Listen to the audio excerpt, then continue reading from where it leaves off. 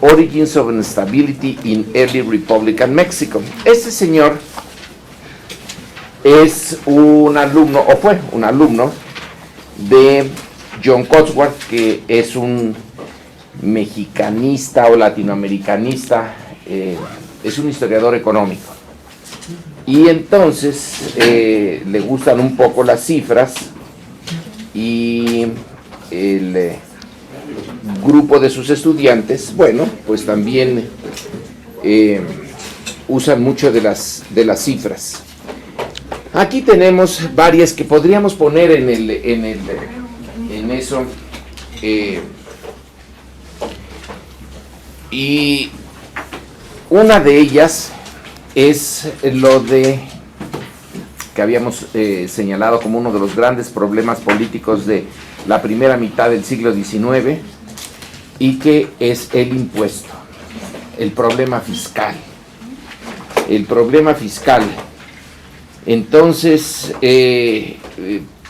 tenemos que en 1825 el fisco recababa 11 millones y medio de pesos, es ya Guadalupe Victoria, pero en 1841 recaba lo mismo.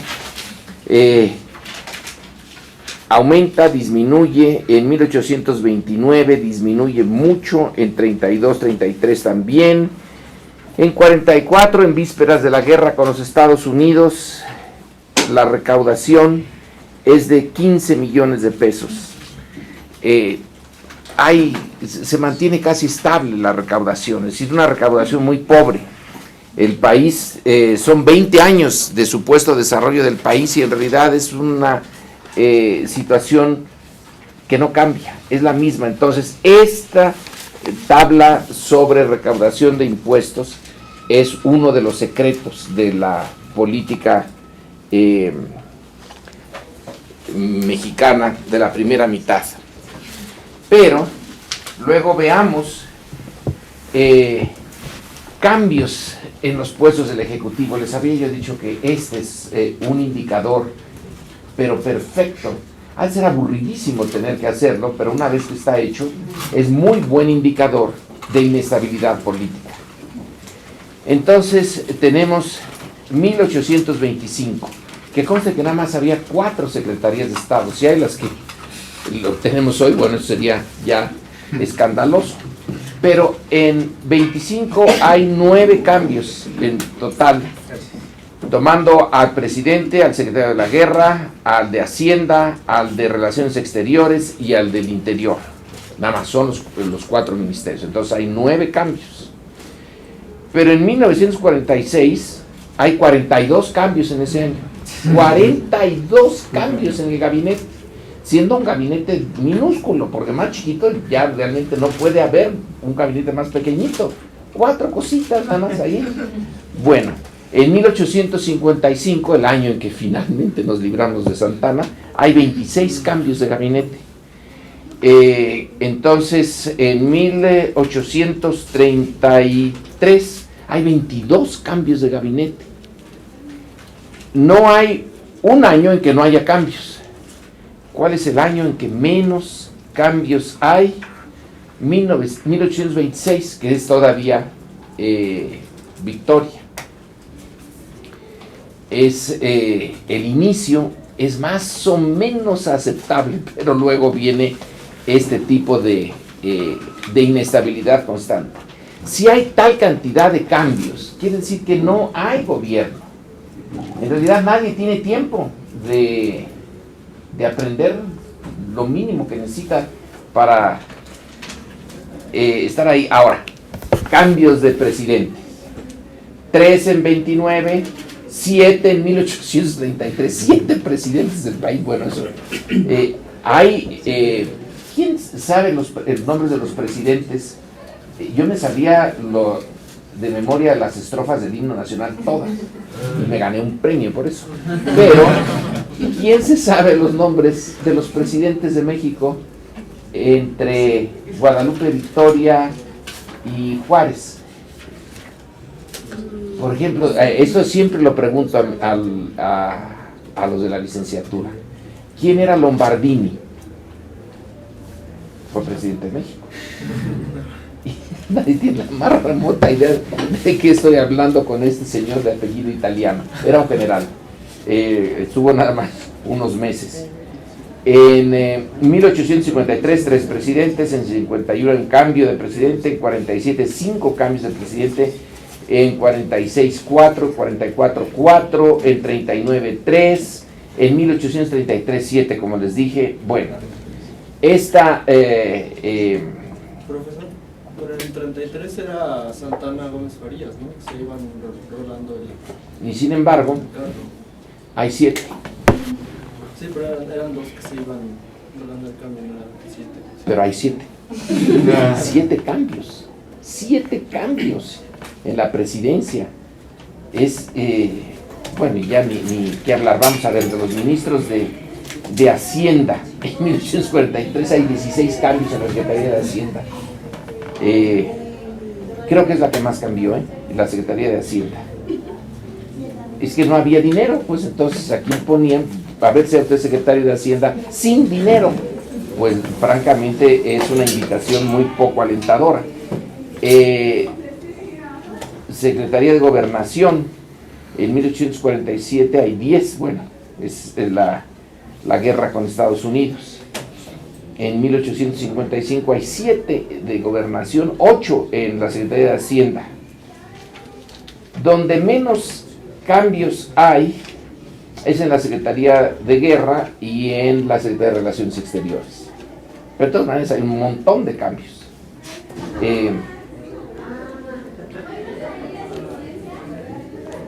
Ahora, aquí hay otra tabla que me parece buenísima, que es un intento, no la tomen muy en serio porque nadie puede hacer cuantificable lo que es en parte fundamental cualitativo.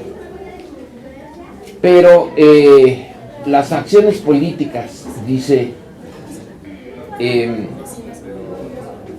el momento de la independencia,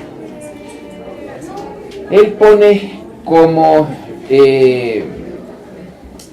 facciones en activo y no activas. Hace aquí una chi-square y quién sabe qué cosas hace que yo no entiendo, unos cálculos de probabilidad que tampoco los entiendo, pero entonces lo importante es el resultado. Divide entre radicales, moderados y conservadores. Entonces pone como radicales, identifica 10 grupos, moderados 19 y conservadores 21. Quiere decir que las organizaciones conservadoras eran la mayoría en el México que inicia su independencia. Pero luego, en la postindependencia, hace el mismo cálculo y tenemos radicales, pero radicales tanto insurgentes como realistas, que mantienen la idea de un México gobernado por una monarquía, 10, moderadas 19 y conservadoras 21. Los conservadores siguen teniendo una mayoría. Entonces aquí tienen ustedes con unos cálculos que luego pone aquí sus ecuaciones, que yo no los entiendo, cross tabulation, measures of associations, en donde la R es quién sabe qué cosa por quién sabe qué cosa sobre quién sabe qué cosa, y está muy, da la impresión de muy científico esto.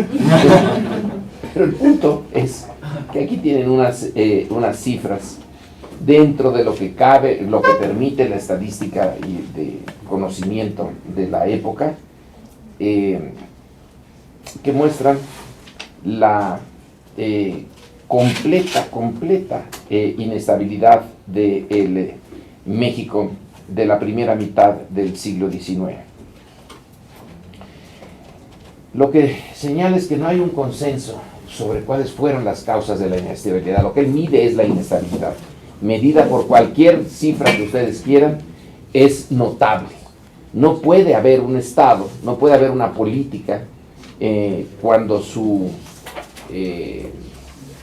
clase gobernante está sin bases, ¿no?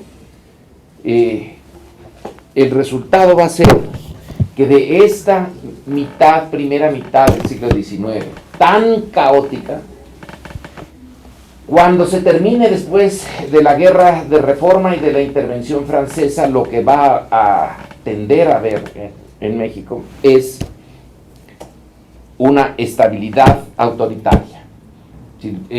La primera mitad es una inestabilidad completa. Puede que haya otros países tan inestables.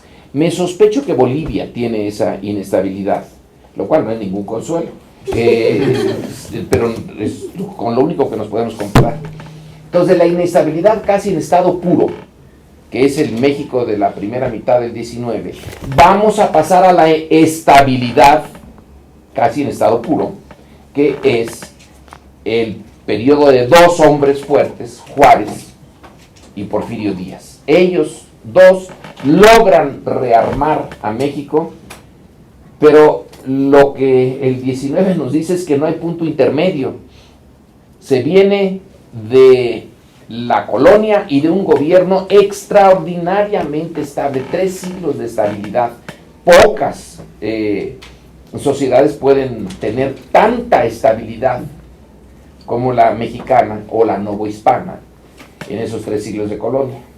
Luego viene la inestabilidad completa y luego vuelve con estos gobiernos autoritarios. Juárez está más o menos matizado con cierta democracia, cierta pluralidad en el Congreso, cierta posibilidad de que el Congreso tome decisiones, ya lo veremos, pero al final es el porfiriato y ahí sí que es otra vez la estabilidad en base a un sistema político que es completamente autoritario. Bueno, entonces esto ténganlo en cuenta en este librito, es chiquito, pero está lleno de datos y de interpretaciones matemáticas. Bueno, no matemáticas, pero sí estadísticas. Y da la impresión de que eso está sólido como una roca, sus afirmaciones. Hoy quiero entonces ahondar en una de estas inestabilidades que es el de México, como le llama Enrique González Pedrero, el México, el país de un solo hombre. Este es el volumen 2, no encontré el volumen 1, no sé dónde está, encuentro las cosas, pero hay por lo menos 2, y no es más que hasta 1836, todavía falta el 3. No sé si don Enrique vaya a ser capaz de terminar el tercer volumen. Este tiene, ¿cuántas? 850 paginitas. El uno está más o menos igual. Estoy quitando el polvo porque se ve que no sacudo bien mi biblioteca. Luego a veces me encuentro arañas aquí. Es una bonita edición porque González Pedrero fue director del Fondo de Cultura. Entonces adivinen quién es la casa editorial, pues el Fondo de Cultura. Entonces lo hicieron muy bien. Tiene un equipo de trabajo y la parte de ilustración está realmente bien hecha. Son bonitas, a color, todo. Entonces, si no quieren leer el libro, pueden ver los muñequitos, están muy bonitos. Es el trabajo de un cientista político y de un político, porque González Pedrero pues fue gobernador y ¿qué cosa fue del PRI? Fue secretario del PRI cuando era presidente Reyes Heroles. Entonces, alguien que conoce el poder de primera mano y aquí trabaja a través de Santana toda la estructura política, social, económica e incluso cultural del México de la primera mitad del siglo XIX. Es un trabajo que en realidad sirve para consultar en puntos específicos, los que a uno le interese, más que leerse todo el libro, son como los de Cosío Villegas. Uno va a lo que le interesa, y ahí en ese capítulo, en esa parte del capítulo, encuentra datos y datos y datos. Más o menos es lo mismo con González Pedrero, pero es el trabajo más acabado sobre el México de Santa Anna. Y los historiadores profesionales no les gusta, porque él no es historiador profesional, pero la ventaja que le encuentro es que él es político profesional, y lo que trata de aquí es política. Entonces, cuando un historiador profesional trata la política, no es lo mismo que cuando un político lo aborda el tema. ¿Qué es lo que nos puede resumir el México de los 1830s en la figura de Santa Anna, que es cuando se convierte en el personaje central? Probablemente México no es el país de un solo hombre, pero si hay un hombre que puede resumir los males y los problemas y la idiosincrasia de México, es Santa Anna. Entonces quizá no sea el país de un solo hombre, pero ese solo hombre resume todos los problemas que tenía México. Ya vimos el inicio con Iturbide y con Guadalupe Victoria. Luego viene la imposibilidad de que las facciones, estas facciones radicales, moderadas y conservadoras, se pongan de acuerdo para introducir algo que pudiera ser la estabilidad. Ya con Nicolás Bravo y con Vicente Guerrero es la intolerancia de los dos extremos, que se refleja bien en el fusilamiento de Iturbide y luego el asesinato de Guerrero. No hay posibilidades de compromiso al nivel más alto. Luego va a ir bajando la violencia hasta llegar a la sociedad misma, y se va a involucrar a la sociedad en la violencia política.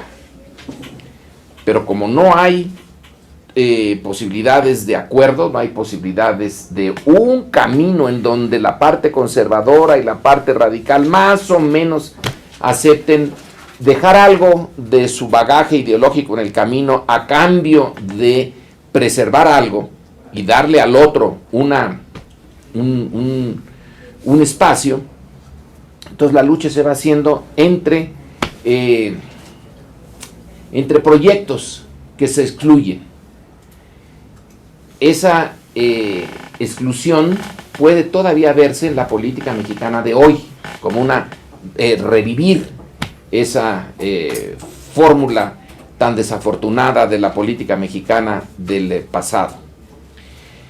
La Constitución de 1824, ya lo vimos, es un triunfo del federalismo. El federalismo, como lo ponen varios autores del siglo XIX, no es una idea que se quiera introducir a México, es un hecho. México es federal independientemente del marco legal en el que se adopte, porque no es un país y no es una estructura unida. Son puras economías, mundos, microsociedades que la naturaleza ayuda a mantener aisladas. A diferencia de los Estados Unidos, donde hay grandes planicies y ríos, donde el Mississippi sirve como una enorme carretera, supercarretera, para unir de norte a sur a la parte este de Estados Unidos y comerciar de mil maneras por la vía del río. Tom Sawyer es una buena fórmula para adentrarse en lo que era el Mississippi. En México no hay nada que se le parezca. Los ríos de aquí son ríos chirris que van nada más de a alguna parte alta de las montañas a la costa, o que se quedan en lo que nosotros ya no vimos, pero aquí en el Valle de México había un montón de ríos, todos terminaban en la nada, en el centro caldoso de lo que era la antigua Tenochtitlán y luego la Ciudad de México. No hay comunicaciones. Y las comunicaciones favorecen una política de grupos locales, de cacicazgos y de economías locales, que a diferencia de la norteamericana, donde se da el experimento más grande de laissez-faire, que ni Adam Smith lo hubiera imaginado también. En Estados Unidos no hay alcabalas, en México lo que hay son alcabalas, como la mejor forma de obtener recursos para los gobiernos locales.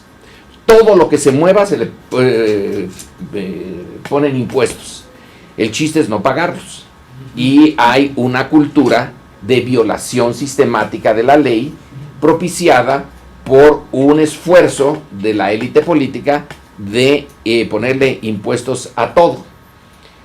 Esto reduce la posibilidad de que en México haya una revolución industrial, entre otras cosas, pero sobre todo esto, la inestabilidad política, es lo que impide la revolución industrial en la primera mitad del 19, cuando Estados Unidos ya está de lleno en esa revolución.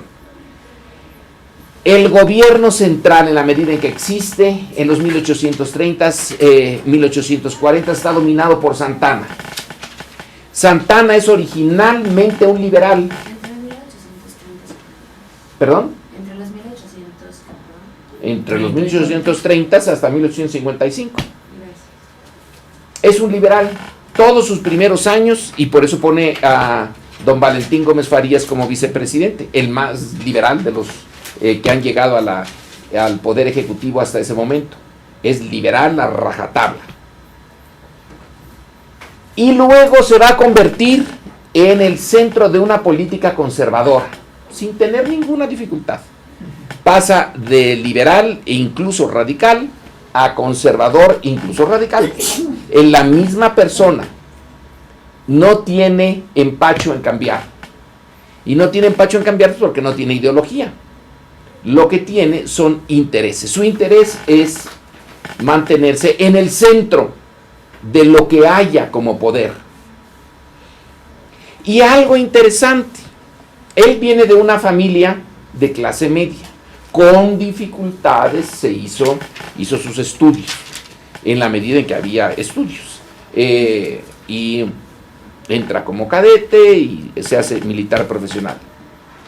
Pero en su mejor momento va a ser propietario de más de 200,000 hectáreas en Veracruz, que no es algo desdeñable, es el estado más rico y más importante económicamente del país en esa primera mitad del siglo XIX, porque ese sí tiene algo que se parece a comunicaciones.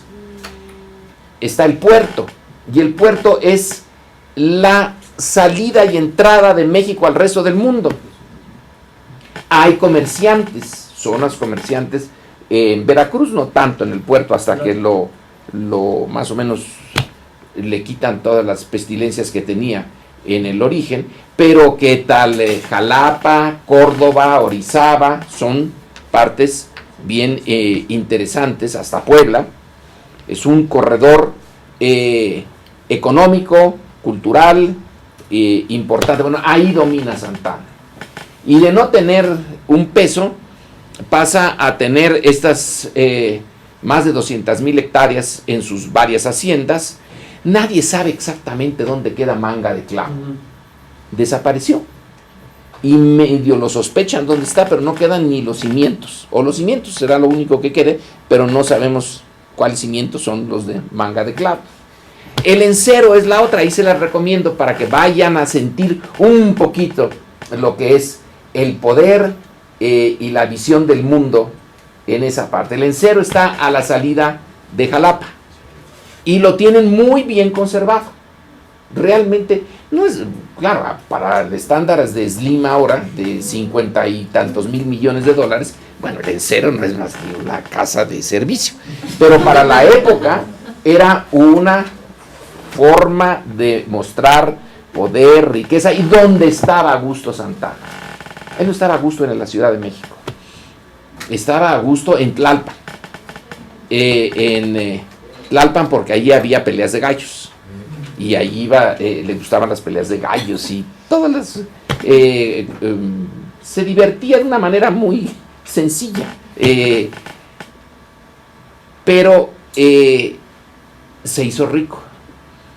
Se calcula que sus... bueno, ¿cómo se puede ser rico en esa época? Pues teniendo tierras. Y si se tiene tierras, ¿qué se tiene? Ganado. Entonces unas 45,000 cabezas de ganado, pues no estaba mal. Luego se las van a quitar. Esa es una cosa que ya no pasa en el siglo XX. En el siglo XX lo caído. Quien se hizo rico por la vía del poder político no lo hacen pobre la justicia. A Santana sí, porque se las quitaron. Sus adversarios políticos, cuando él pierde el poder, entonces pierde también todo, pero en su momento de gloria, el poder político le da el poder económico. Si la política es, entre otras cosas, para no ser pobre, es Juan González. Un político pobre es un pobre político. Bueno, Santana no era un político pobre.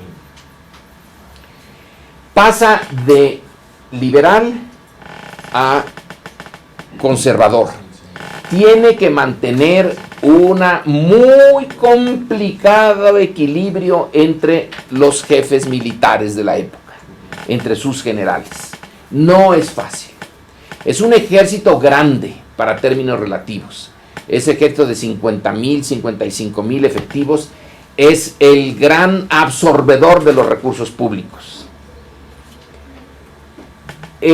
Santana es el héroe que derrota a los españoles cuando intentan la reconquista.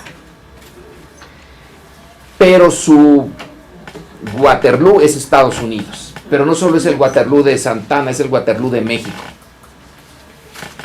El primer problema serio es la independencia de Texas. Y la independencia de Texas tiene que ver con el hecho de que la Constitución de 1824 se hace a un lado y viene las 7 leyes. La estructura legal centralizada, conservadora y centralista.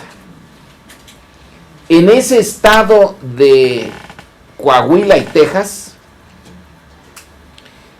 para los 1830, los norteamericanos, de cada 5 habitantes, 4 son norteamericanos. Los mexicanos son una minoría. Aunque se intentó, en otro curso con más tiempo sobre el tema, se puede ahondar. La estrategia mexicana no era, en principio, en teoría, tan tonta.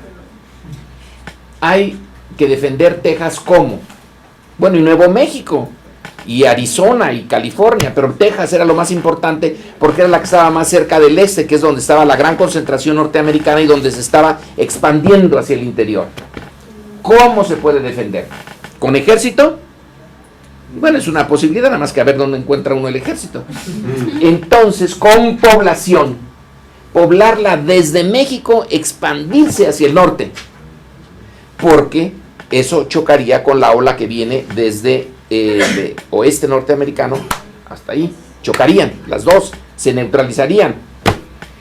Que las autoridades mexicanas, herederas de las españolas, ya sabían que Estados Unidos estaba dispuesto a ir sobre cualquier cosa, que era un país todavía un poco débil, pero con unas ganas de crecer impresionantes. Entonces ya lo sabían, era la amenaza principal a la soberanía mexicana, no era España. Después de la derrota de Barradas, es obvio que España ya no puede hacer nada, que Inglaterra es la protectora implícita de México, pero contra Europa, no contra Estados Unidos. Contra los que quieran pasar el océano Atlántico, pero no contra quienes ya lo pasaron. En este caso es Texas, el territorio más desprotegido, enorme y desprotegido, semi desconocido, con una constitución centralista. Los tejanos van a señalar que ahí está el origen de una ruptura del pacto. Ellos habían llegado a México bajo una constitución federal. Lo que no señalan es que ellos rompieron el pacto desde el principio, porque se suponía que tenían que ser católicos, que era lo único. A mi juicio, la única cosa positiva que tenía la Iglesia Católica entonces, que era ser odiosa a los ojos de los protestantes. Entonces, si eran católicos, podían chocar con los protestantes. ¿Cuáles eran los católicos más dispuestos a entrarle a los catorrazos contra los protestantes? Pues los irlandeses. Entonces, ¿qué tal? Traer un montón de irlandeses que son fanáticamente católicos, son borrachísimos y son peleoneros. Peleoneros en serio, es así. Son duros. La familia, la bisabuela es irlandesa y sus nietos no la querían nada, entre otras cosas por peleonera. Por eso vino a México un ratito, se fue, yo ahí. Entonces, esta idea era fantástica, simple, buenísima.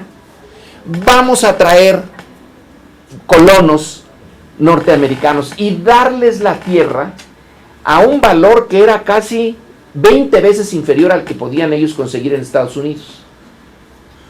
El acre era de $2 en Estados Unidos, aquí era como 20 centavos o 10 centavos, regalada. Se les podían dar un montón de acres por jefe de familia, por la esposa, por los hijos y todo lo que querían. Realmente era una ganga, era como la licitación 21, era un regalazo del gobierno a quien pudiera traer a los colonos. Pero los colonos no fueron católicos, eran protestantes y con esclavos. Y México era una república no esclavista. Varias veces se abolió la esclavitud, que es que Hidalgo la abolió, pero luego ahí estaba. Total, la tuvo que abolir Vicente Guerrero. Y eso no les gustó nada. Nada. Los esclavos eran una parte importante del país de la libertad. Entonces, sin esclavos, ¿qué chiste tiene la libertad realmente? Era como si los españoles hubieran llegado aquí sin indios, pues no, ¿a poco se iban a poner a trabajar las minas hechos? Un trabajo muy rudo. Entonces, hay una contradicción terrible desde el principio. Que la política diseñada para detener la expansión norteamericana es el caballo de Troya. Es la que abre a México a los norteamericanos. Y cuando viene el cambio de constitución, viene el reclamo y la guerra de independencia. Una guerra que se pudo haber ganado, pues no, yo creo que a la larga no era posible ganárselas. Si había 4 americanos por cada mexicano, la cosa ya estaba muy desbalanceada. Y no todos los mexicanos estaban dispuestos a pelear para defender, ¿qué? ¿Qué defendía? Un gobierno central hasta casa del demonio que los había dejado abandonados porque no tenían, el gobierno central no podía. La Iglesia Católica que intentó más o menos llegar allá con los franciscanos, ya no era nada. Entonces, eso se tenía que perder, pero Santana hizo lo mejor para que se perdiera, porque su capacidad como jefe militar fue muy buena para organizar el ejército que iría a combatir a los insurgentes, pero pésimo a la hora de combatirlos. Ganó en el Álamo, que cuando ustedes vayan a Texas es como de este tamaño, el Álamo, es una cosita de nada. Yo no sé cómo había tantos americanos ahí adentro, debían estar uno sobre el otro, sobre el otro, sobre el otro. Les ganó Pero en San Jacinto se puso a dormir al mediodía. Eso es lo increíble. Yo no encuentro en la historia militar del mundo el caso de un jefe militar que le ordena a su ejército que se eche una siestecita, sabiendo que están ahí cerca los remanentes de los derrotados. Entonces, la derrota fue humillante, estúpida, quizá no inevitable en ese momento. A la larga, I wonder si era posible evitar el triunfo norteamericano. Pero no hay duda de una responsabilidad personal del jefe militar. Una irresponsabilidad formidable que en cualquier otra situación hubiera acabado con su carrera. Si de allí se lo llevan prisionero y va a dar a Washington, y su gran contribución son los chicles Adams, porque el señor Adams lo ve masticando una cosa rara, es chicle. Se le ocurre que si le ponen una azúcar y eso se puede comercializar, y se comercializó. Y ahí está el origen de los chicles Adams. Ese es el resultado de la visita no deseada de Santana a Estados Unidos. Es un golpe terrible, no tanto porque esa zona fuera parte integral de México, no lo era, pero el golpe terrible para una nación que está en proceso de hacerse y que pierde de manera tan absurda una parte tan enorme de su territorio. ¿Cómo va la clase política a presentarse ante el pueblo? Bueno, en fin, el pueblo que entendía que había perdido algo, porque una parte del pueblo no entendió que se había perdido nada. Si no tenía ni idea de que era México, menos que Texas se perdió, bueno, pues, so what? Para alguien en las montañas de Oaxaca, que no hablaba español, se perdió Texas, pues ha de haber pensado en unas Texas. Unas Texas, pero no un territorio. Pero para la clase política, la clase media, la zona urbana, eso es realmente un golpe muy duro. Santana es responsable directo. Y luego muchos autores van a hacer la pregunta, bueno, Santana es razón o producto del México fallido. Porque México falla como país, tiene dirigentes como Santana, o por tener dirigentes como Santana, falla como país. La pregunta es lógica, buena, aceptable, la respuesta imposible de dar. Es una mezcla de las dos cosas. Pero después del fracaso, del enorme fracaso de Texas, Santana regresa y en vez de ser fusilado como Iturbide, que tenía mucho más razones para fusilarse a Santana que a Iturbide, se reivindica por otro hecho externo.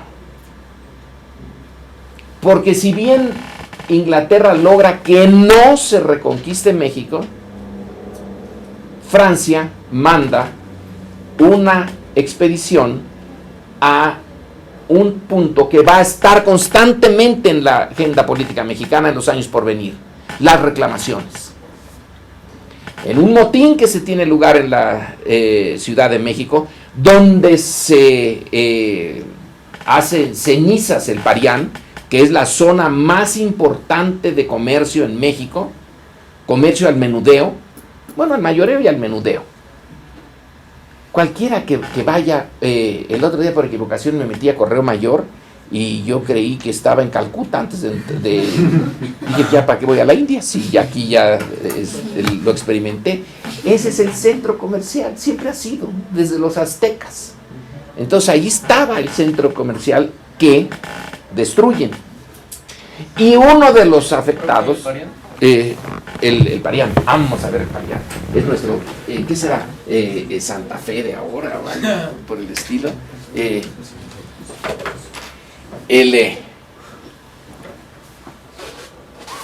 Ahí está.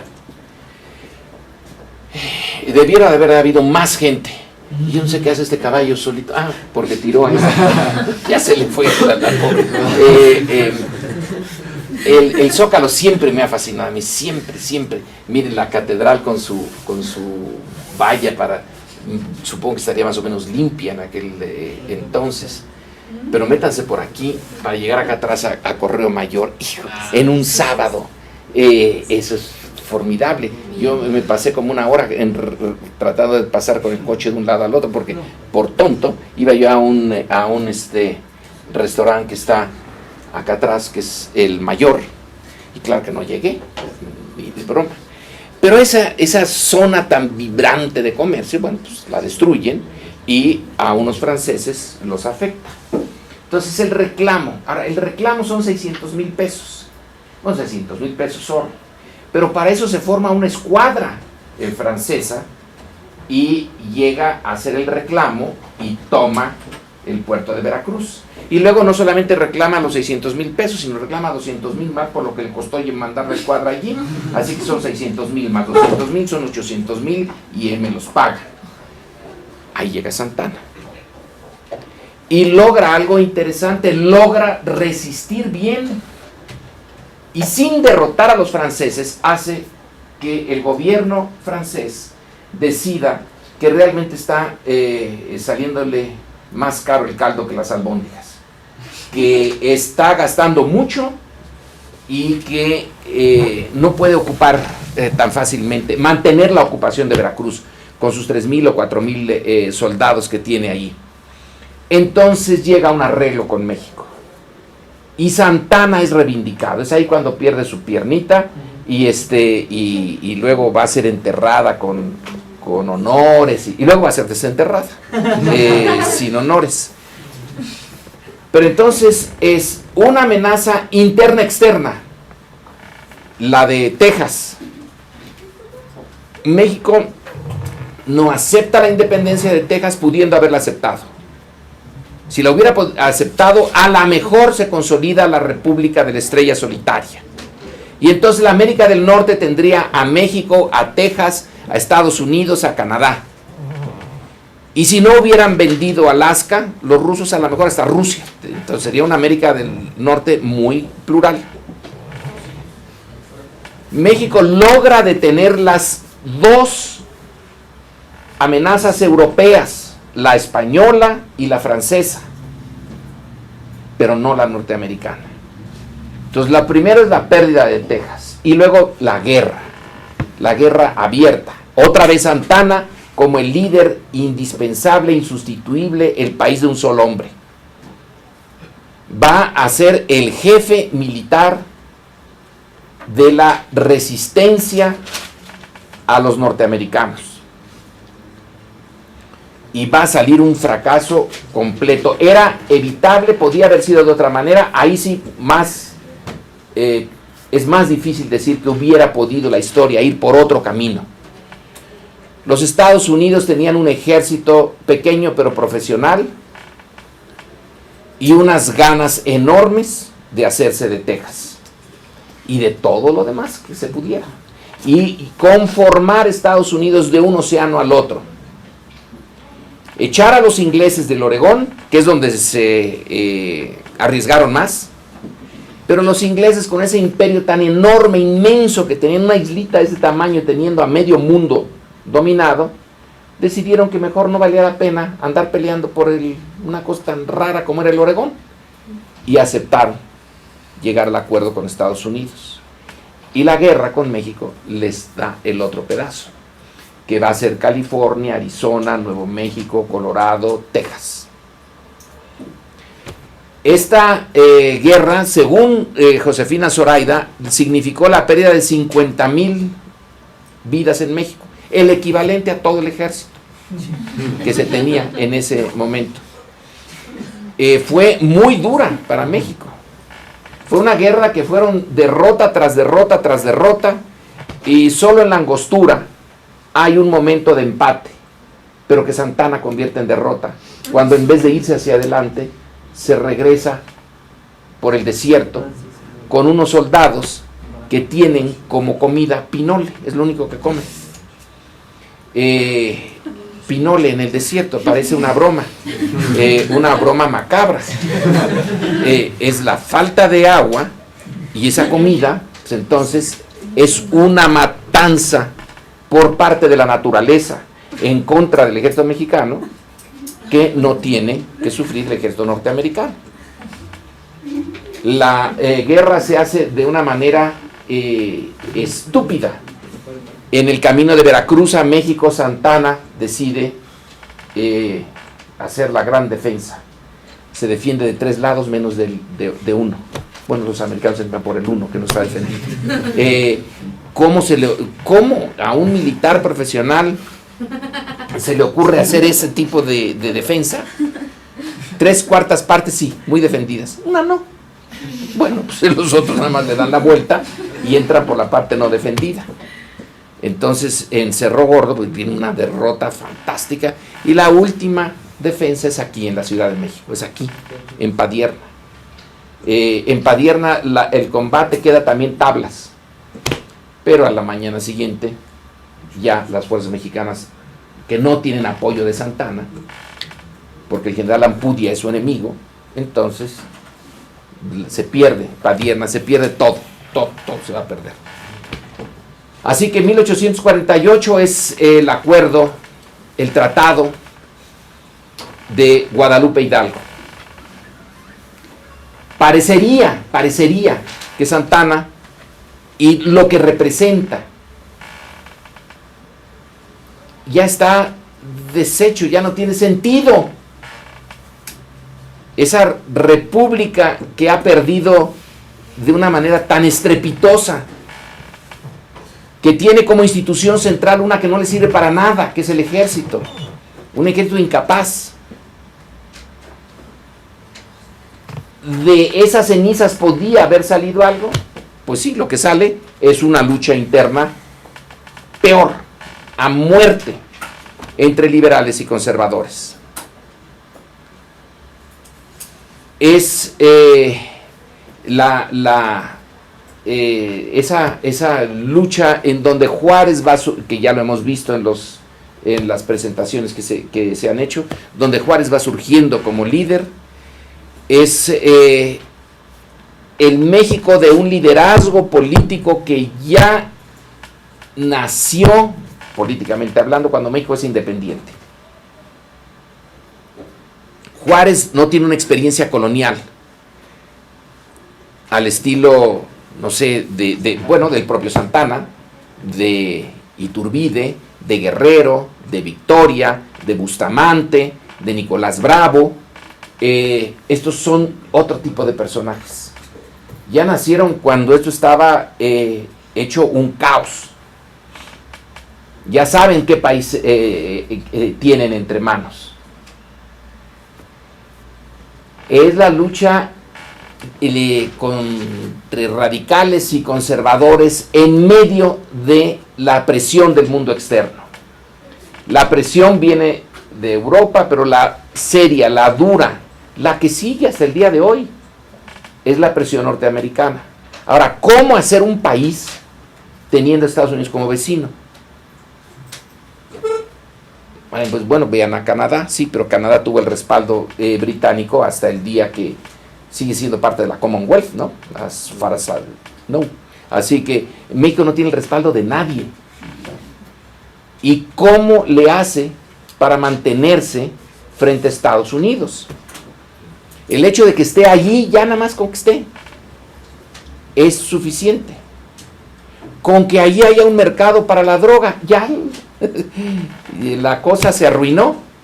Porque si está el mercado para la droga, como es el caso de hoy, y está la fuente de armas para el nuevo ejército insurgente que tenemos ya aquí, o los nuevos ejércitos insurgentes, pues nada más con el hecho de que esté, hace que el problema interno se agudice enormemente. Entonces, en el siglo XIX, el problema principal para mantener la nación y la soberanía son Estados Unidos. Los Estados Unidos son nuestro problema. Habrá quien diga que es una bendición tenerlos tan cerquita, que entonces si uno está en Monterrey puede ir a la Isla del Padre, y que si está uno en Monterrey puede ir al shopping a San Antonio, y que bonito, que pobres argentinos tienen que hacer el shopping viniéndose en avión, en cambio nosotros lo podemos hacer yéndonos en coche. Bueno, es una forma de ver las cosas. La otra, en el largo plazo, es que es un problema irresoluble. El milagro es que México se mantenga más o menos frente a tamaño monstruo, y ese es la primera mitad del siglo XIX, donde se ve clarito que el gran problema hacia el futuro es cómo administrar la relación con Estados Unidos. La pérdida de Texas y luego la pérdida de la guerra. Alguien señala, bueno, pero la única cosa que salió bien de ahí es que el nacionalismo empieza, pues es un costo muy alto, y ese nacionalismo no impide la continuación del problema interno. El problema de rehacer la Constitución, de 1824, rehacerla como la Constitución de 1857. Allí están los dos Méxicos dándose, pero duro y con muchas ganas de deshacerse. Donde la guerra sí ya es ahora a muerte, no es solamente contra los líderes, no solamente es el fusilamiento de quien fue emperador o quien fue presidente, ahora es el fusilamiento de todos. Un caso que ejemplifica la dureza de la política mexicana en este momento de incertidumbre y de que no sabe para dónde va el país, es el fusilamiento en Tacubaya de quienes estaban cuidando a los heridos. Ahí se fusila a que se mueva. Ya es la intolerancia hecha política. La intolerancia de un lado justificada por la iglesia. México se tiene que salvar, y la única manera de salvarse es estando con Dios y con el único Dios y la verdadera religión. Y los liberales, la única manera de salvar este país es acabando con esa visión del mundo, con esa intolerancia, con eso absurdo. La única manera de salvarse es ser como los norteamericanos, que no haya una iglesia oficial, que haya todas las que se les dé su regalada gana, pero que estén todas y ninguna como dominante. Por eso los liberales van a aceptar ser parte del gobierno de la Ciudad de México durante la ocupación norteamericana. Que por cierto, en esa ocupación norteamericana, la única resistencia realmente popular la pone la Ciudad de México. Es el único que se resistió a la ocupación, cuando ya no hay ejército. Y es popular. Y cuando las clases altas dicen no, nada de resistencia, porque si resistimos acaban con mis propiedades. Entonces otra vez las clases peligrosas, las que habían surgido con la independencia, vuelven a estar aquí por un momento, un brevísimo momento en el primer plano, en esa resistencia. Que ya hay varios libros al respecto. El último es el hijo de Granados Chapa, ¿cómo se llama? ¿Quién sabe? Bueno, un señor Chapa, que ahora es profesor de historia en la Universidad de Chicago. Su libro es sobre la Ciudad de México y la resistencia aquí. Pero esa resistencia, quien la detiene es la clase alta mexicana. Otra vez, los dos Méxicos. No se encuentran, no se mezclan. Y me falta señalar Yucatán. Yucatán es otra situación terrible. La guerra de castas va a durar medio siglo en Yucatán. Y va a ser entre blancos y sus aliados indígenas y los indígenas más radicales, los que quieren irse por su propia camino, apoyados ¿por quién? Por Inglaterra. Por Inglaterra, que en esta guerra interna sale beneficiada porque comercia con los indígenas para darles armas, municiones, comida y, ¿qué es lo que consigue? Maderas preciosas.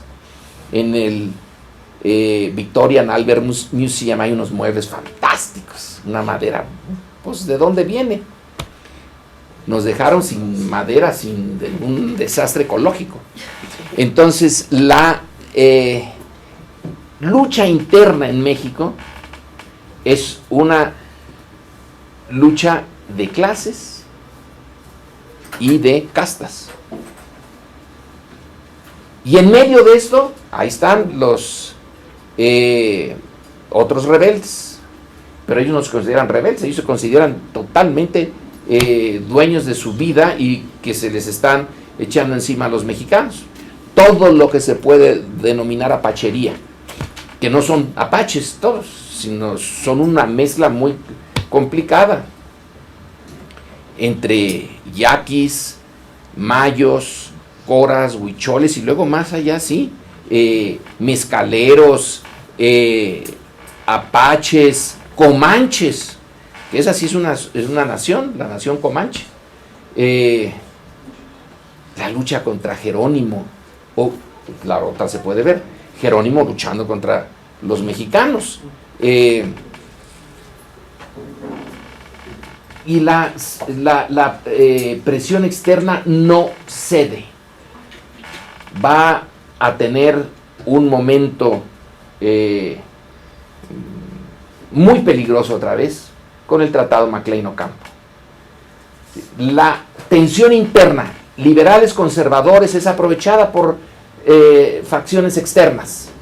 Los europeos apoyan a los conservadores, en particular los franceses, pero también los españoles. Los americanos van a apoyar a los liberales, pero cada quien exige su tajada de carne. Son Sherlocks, su libra de carne de cada uno de sus supuestos aliados. A mediados del siglo XIX, esto parece que se lo llevó la trampa, que ya no hay salida.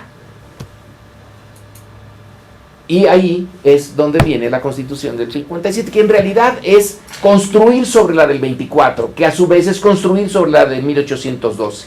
Son peldaños, no son rupturas a fondo. Es otra vez un proyecto de país, un proyecto de nación. En este caso, el proyecto es liberal y va a encontrar la resistencia a fondo de los conservadores, que son los perdedores, y la historia oficial pone a los liberales como el lado positivo y al conservador como el lado negativo. Bueno, no tenemos por qué hacerlo así. Si su corazoncito está con los conservadores, bueno, pues ahí está un muy buen momento de heroicidad conservadora en que a pesar de todo se puede resistir a los radicales. Y la señora Pani tiene un libro, creo que está publicado por el colegio, sobre el nacionalismo de los conservadores, la identidad de los conservadores. Es un buen libro, es un buen intento de decir, no eran unos traidores, tenían su idea de México y la defendían considerando que los otros eran una punta de irresponsables, que estaban llevando esto al desfiladero, al barranco. Los únicos sensatos son los herederos de Lucas Alamán. Bueno, el único sensato es Alamán. Lo que pasa es que se muere cuando en el momento cumbre, chas, lo llama Dios, y deja solito a Santana. Y el pobre Santana, pues solito sí está perdido, desvaría. Pero ahí está un proceso bien complicado de construcción de nación. Yo creo que ese momento entre los 1830s y los 1860s, no me hubiera gustado vivirlo.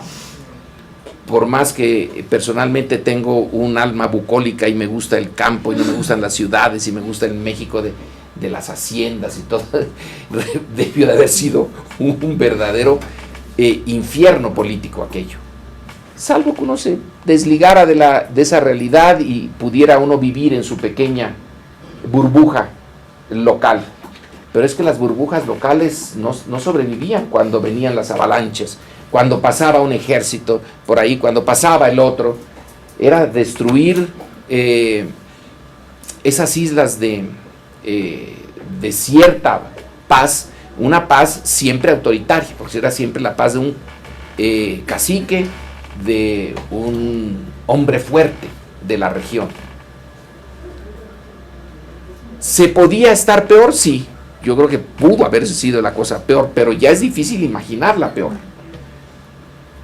Entonces, en esa